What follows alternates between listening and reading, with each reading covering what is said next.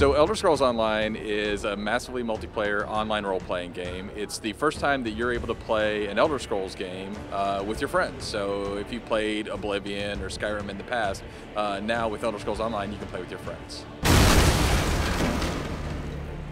When we started developing Elder Scrolls Online, one of the things we did was we had two columns, and we kind of wrote down like, okay, here's what we like as an Elder Scrolls game, and here's what we like in MMOs. For instance, we want to make combat more like Skyrim, so we want to make it more involved. Active blocking, active sword swing, or firing off spells. So that was really important to us, is getting just the right amount of those features together to create its own unique experience in a fun game.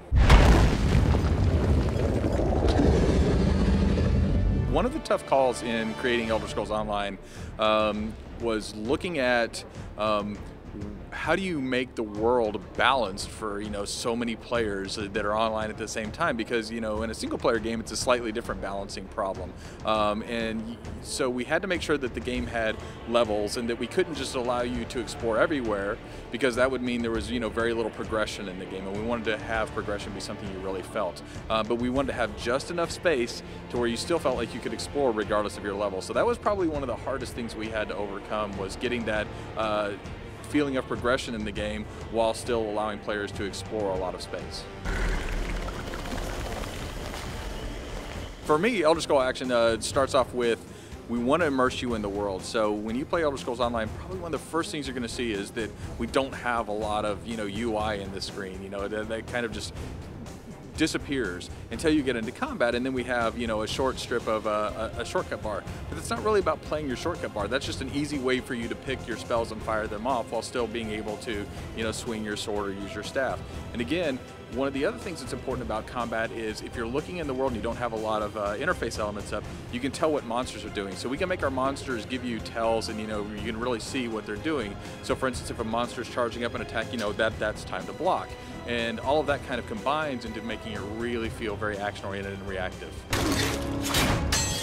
When we started out kind of looking at how we wanted to do quests, one of the things we didn't want to do is we didn't want to put people on rails. We didn't want to have you, just go quest after quest after quest after quest. We wanted to make sure that you could explore, as I mentioned before. If you're on a quest, for instance, and you see this other point of interest, like say it's a cave entrance or it's a dungeon entrance, maybe you're just like, oh, I'm going to go over there and explore instead of doing what I'm doing with this quest. The whole idea is to engage the player in exploration, but still give them context for what's going on in the world. So quests kind of provide the context, and then these points of interest kind of provide the exploration opportunities. You might find things like chests, you might find things to do like go fishing. The whole idea is to encourage this exploration amongst our players.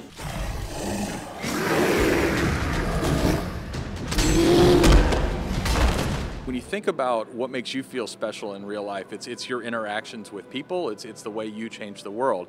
And so we use lots of different tricks on changing the world. So for instance, if I make a choice that's different from my friend, Ted's choice or something of that nature, then my friend, might have experienced something different with this NPC than I experienced with this NPC. That NPC might treat me different. That's a very small thing that kind of starts going to where you see and you feel special. But to kind of blend lots of larger elements, like how the world looks, is one of the things that we change. We change what you're seeing in the world. We change whether you see certain NPCs or how certain NPCs look.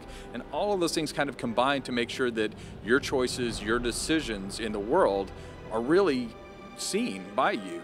But it's not just that. So there's other things, like we have a main quest. And your main quest is something that you do solo.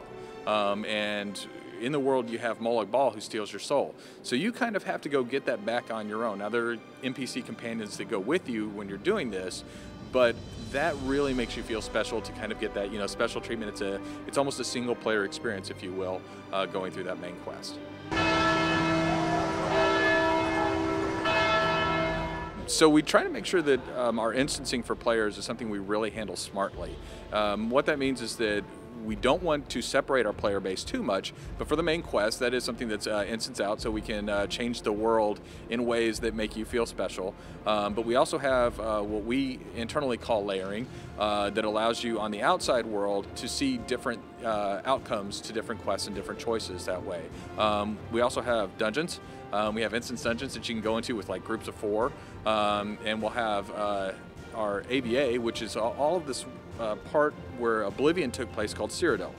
And in Cyrodiil, that's the Alliance War taking place. That's PvP taking place, and so that's a huge battle that's ongoing. That's just, you know, thousands of players in that area all at once, fighting for control of keeps and trying to get Elder Scrolls.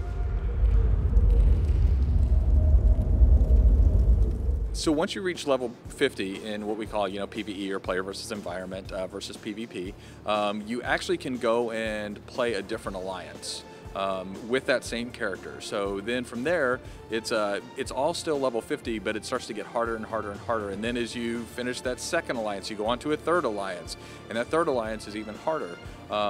For large group PvE, we have what we're calling adventure zones, and we haven't really revealed a lot of the details on adventure zones yet, but we definitely want to make sure that there's something there for those larger groups to do. For smaller groups, like say a group of 4, we have what we call master dungeons. So after you've completed a dungeon run the first time with your friends, once you get to level 50, you're able to do part 2 of certain dungeons, which is really cool because it's like a continuation of that story. It opens up new places in that dungeon, and that's really fun. And then of course there's the Alliance War that I mentioned earlier.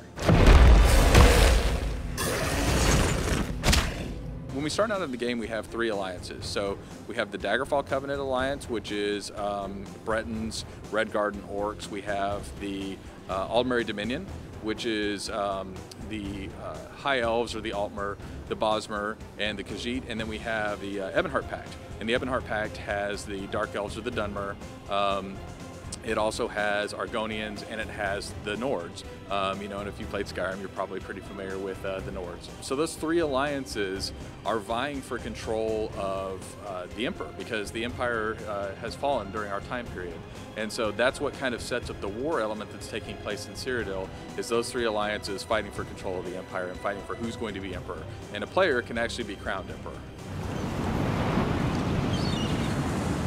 You know, I think one of the things that will really make us stand out is the level of immersion and the level of exploration you'll get. I also think, you know, I'm super excited about the Alliance War because I really like PvP, and I think that taking sieging keeps is huge. It's one of those fun things to do because you have, like, you know, catapults firing, you have trebuchets going off, and you have a lot of people who are, you know, all in the same place. And we support 200 players on screen at the same time. And so that's something that's huge. I mean, you get to see these huge battles taking place for these keeps, and that's terrific.